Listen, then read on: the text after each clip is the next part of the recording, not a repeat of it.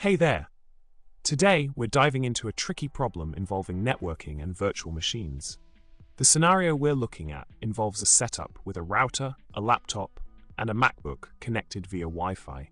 The issue arises when trying to pass packets between a laptop and a VM on the MacBook, specifically when the VM is connected to a VLAN interface. The problem seems to be related to the packets not reaching the VM when it's connected to the Wi-Fi interface. Quite a head-scratcher, right? Now, let's talk about the solution to this puzzling issue. The key lies in enabling MAC NAT, which can be achieved by running a specific command to add MAC NAT to the configuration. Interestingly, the MAC NAT flag is automatically set in the case of a bridge connection to a wireless interface. This mechanism plays a crucial role in allowing the packets to flow smoothly between the VM interface and the Wi-Fi interface, ensuring proper communication.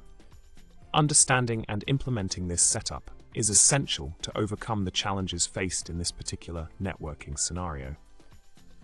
In summary, we've uncovered the missing puzzle piece that enables seamless packet transmission in a complex network environment.